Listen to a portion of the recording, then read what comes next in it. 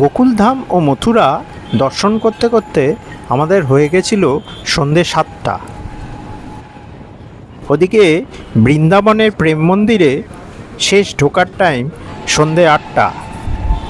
আমরা তিনজন তখন মথুরায় দাঁড়িয়ে বলাবলি করছি, এবার মনে হয় আর বৃন্দাবনের প্রেম মন্দির দেখা হলো না, ঠাকুর মনে হয় আর টানলেন না। মথুরা থেকে বৃন্দাবন 10 কিলোমিটার। অনেক গাড়ির সাথে দরাদরিও হচ্ছিল, কিন্তু কোনোটাই ঠিক হচ্ছিল না। এরপর শুরু হলো প্রভুর লীলা। তখনই ছেলেটি একটি অদ্ভুত দর্শন গাড়ি নিয়ে এলো, বলল নাকি আধ ঘন্টায় প্রেম মন্দির পৌঁছে দেবে, 120 টাকা নেবে।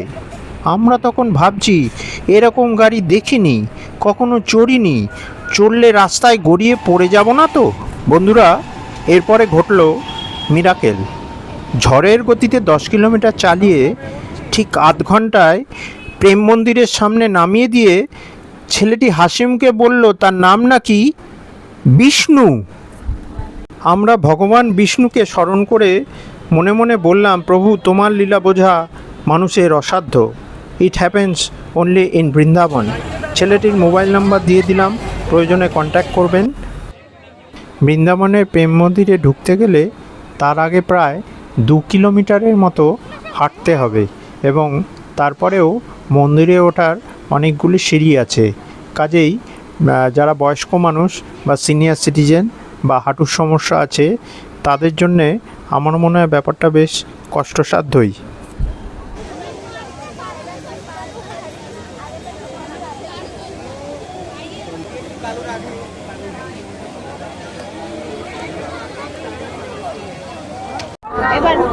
আমরা আছি এখন প্রেম মন্দিরে। অসাধারণ লাইটিং, চারিদিকে প্রেমের শোভা। বলো কি বলবে? আচ্ছা, প্রেম মন্দিরে ঢোকার পথে এই যে কৃষ্ণর যে কালিদহ লীলা, কালিয়া দমন লীলা, কালিয়া নাগ তো ছিল, এবার তাকে কৃষ্ণ দমন করেছে। এবার তারপর থেকে বলছি কালিয়া নাগকে কৃষ্ণ তখন বলেছিল যে তুমি এখান থেকে চলে যাও, বৃন্দাবন ছেড়ে চলে যাও, অন্য জলাভূমিতে থাকো তুমি। তখন কালিয়া নাগ বলল যে কিভাবে যাব প্রভু, গেলে তো গরুর আমাকে খেয়ে ফেলবে। তখন বলবো আমি তোমার মাথার ওপর আমার পদচিহ্ন দিয়ে দিচ্ছি, যখনই গরু তোমাকে খেতে আসবে তখনই ও আমার পদচিহ্ন দেখে বুঝতে পারবে যে সেটা আমার, ওই জন্য তোমাকে আর খাবে না। আচ্ছা, সুরুচি সঙ্গ তো যেরকম অনেক বেশি বেশি ঘুরিয়ে ঘুরিয়ে আনে, ঘুরে ঘুরে ঢুকি, এখানেও সেই সুরুচি সঙ্গ ফিলিংটা। একদিকে নামালো, অন্যদিকে ঘুরিয়ে ঘুরিয়ে পেঁচিয়ে বাঁদিক ঘুরে তারপরে ব্যারিকেডটা পুরো ঘুরে তারপরে ঢোকা হলো। যাই হোক, ঢোকা হয়েছে আজকে, এটাই বেস্ট পার্ট। কারণ লাস্ট টাইম ঢোকার হচ্ছে 8:30 এবং 9টা অবধি লোক আছে, মনে হয় না 8:30 সবাইকে বার করতে পারবে না, 9টা অবধি অ্যালাউ, তারপরে বার করে দেবে। ঠিক আছে, দেখতে থাকুন প্রেমের শোভা, প্রেম মন্দিরের প্রেমের শোভা।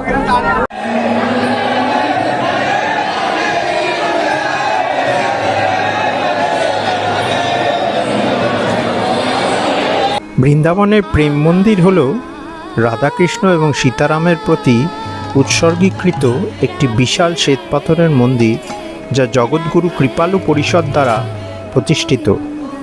2001 সালে জানুয়ারি মাসে এর নির্মাণ কাজ শুরু হয় এবং 11 বছরেরও বেশি সময় ধরে কাজ চলার পর 17 ফেব্রুয়ারি 2012 সালে এটি জনসাধারণের জন্য উন্মুক্ত করা হয়। এটি কৃপালু মহারাজ দ্বারা নির্মিত একটি অন্যতম প্রধান স্থাপত্য। প্রায় 150 কোটি টাকা ব্যয়ে তৈরি এই মন্দিরটি সম্পূর্ণ ইতালীয় মার্বেল দিয়ে তৈরি, যা আধুনিক ও প্রাচীন ভারতীয় স্থাপত্যের সংমিশ্রণ। এটি প্রায় 54 একর এলাকা জুড়ে বিস্তৃত। মন্দিরটি রাধাকৃষ্ণ এবং সীতারামের উদ্দেশ্যে নিবেদিত।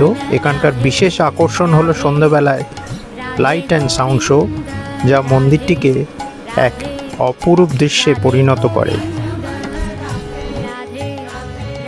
বন্ধুরা, আপনারা কি জানেন রাধে রাধে কথাটি কিভাবে প্রচলিত হয়েছিল? কৃষ্ণ যখন গোকুল ছেড়ে মথুরায় চলে গিয়েছিলেন, তখন রাধা ও সকল গোপিনীদের শোকাহত অবস্থা হয়েছিল। গোকুলে কৃষ্ণ নাম কানে এলেই গোপিনীরা কৃষ্ণ সখে মূর্ছা যেতেন। তাই কৃষ্ণের পরম প্রিয় রাধারানীর নামেই তাকে ডাকা হতো, বলা হতো রাধে রাধে। সবাই মিলে একসাথে বলুন রাধে রাধে। রাধে রাধে রাধে। গোবিন্দ রাধে, গোবিন্দ গোবিন্দ গোবিন্দ রাধে, গোবিন্দ গোবিন্দ গোবিন্দ রাধে, গোবিন্দ গোবিন্দ গোবিন্দ রাধে, গোবিন্দ গোবিন্দ গোবিন্দ রাধে, গোবিন্দ গোবিন্দ গোবিন্দ রাধে, গোবিন্দ গোবিন্দ গোবিন্দ রাধে, গোবিন্দ গোবিন্দ গোবিন্দ রাধে, গোবিন্দ গোবিন্দ গোবিন্দ রাধে, গোবিন্দ গোবিন্দ গোবিন্দ রাধে, গোবিন্দ গোবিন্দ গোবিন্দ রাধে, গোবিন্দ গোবিন্দ গোবিন্দ রাধে, গোবিন্দ গোবিন্দ গোবিন্দ রাধে, গোবিন্দ গোবিন্দ গোবিন্দ রাধে,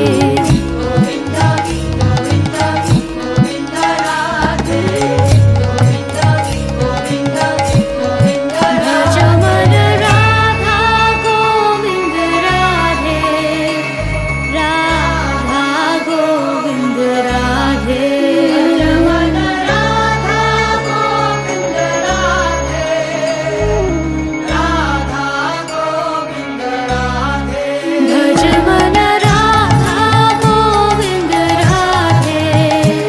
রাধা গোবিন্দ রাধে, ভজমন রাধা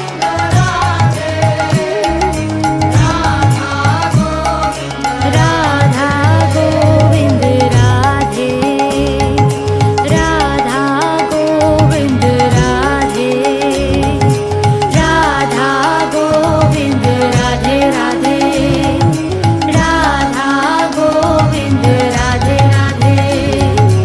রাধা গোবিন্দ রাধে রাধে, রাধা গোবিন্দ রাধে রাধে, রাধা গোবিন্দ রাধে রাধে, রাধা গোবিন্দ রাধে রাধে, রাধা গোবিন্দ রাধে রাধে, রাধা গোবিন্দ রাধে রাধে, রাধা গোবিন্দ রাধে রাধে, রাধা গোবিন্দ রাধে রাধে, রাধা গোবিন্দ রাধে রাধে, রাধা গোবিন্দ রাধে, রাধা গোবিন্দ রাধে, ভজমন রাধা গোবিন্দ রাধে, রাধা গোবিন্দ রাধে, ভজমন রাধা গোবিন্দ রাধে, রাধা গোবিন্দ রাধে, ভজমন রাধা গোবিন্দ রাধে, রাধা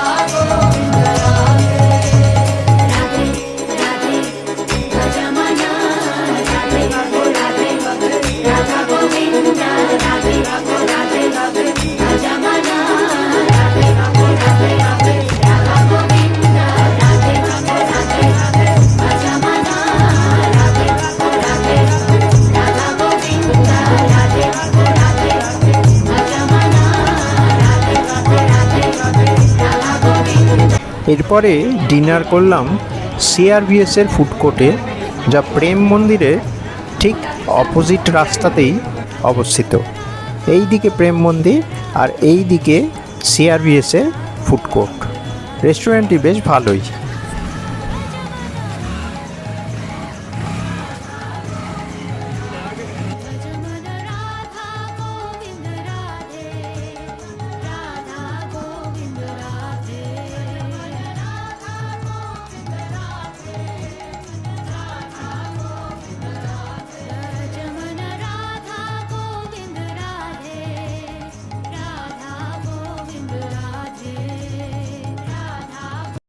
খাবারের টেস্টটা তখনই বোঝা যায় যদি সেখানে ঝালের মাত্রাটা একটু কম হতো। রান্না ঠিক আছে, পরিষ্কার পরিচ্ছন্ন সবই ঠিক আছে, কিন্তু টেস্ট বলে আমার আলাদা করে কিছু বলার নেই। একটাই টেস্ট পেয়েছি, সেটা হচ্ছে ঝাল। আমি তো বলবো যে প্রথমত মা তো ঠিক বলেছে, ঝালই আছে, কিন্তু আমি ঝালের জন্য একটা রসগোল্লা নিয়েছিলাম। এক্সপেকটেশন ছিল যে খুব বাজে হবে, যেহেতু এটা কলকাতা নয়, দানাদারের মতো খেতে, কিন্তু ভালো। এখানে তো রসগোল্লা বানাতে পারে না অ্যাকচুয়ালি। কি বানাতে পারে না? বিরিয়ানি, রসগোল্লা আর একটা ধোসা বানাতে পারে না। যেটা পারে সেটা হচ্ছে রুটি। অন্য সব খাবার ছেড়ে দিয়ে রুটি আর মিক্সড ভেজ আর ডাল, এই জিনিসগুলো খুব ভালো বানাতে পারে। এটা অ্যাকচুয়ালি লোকাল লোকেদের পছন্দ, তাই জন্যই এটা বানাতেই ওরা যে এফর্টটা দেয়। না, নরম আবার একটা ক্রিস্পি ভাব থাকে। কি বেশ অনেকক্ষণ রেখে দেওয়ার পরও কিন্তু ওটার ওই ফ্লাফি ভাবটা থাকে, ওরা শক্ত হয়ে যায় না। এই জিনিসটা বেশ ভালো লাগলো। রুটিকে 10-এ 11। এখানে খাবারে ওই যে বললাম ডিসকোয়ালিফাইড। কিছু একটা দাও। তুই নাম্বার দে। 10-এ 4।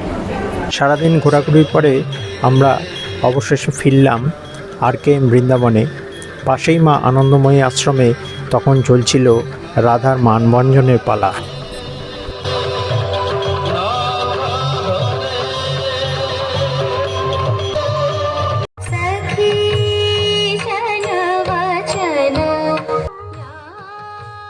সবাই ভালো থাকবেন, সুস্থ থাকবেন এবং অবশ্যই আমার এই চ্যানেলটি সাবস্ক্রাইব করে আশীর্বাদ করবেন। সবাইকে রাধে রাধে জানিয়ে ভিডিও শেষ করলাম। নমস্কার।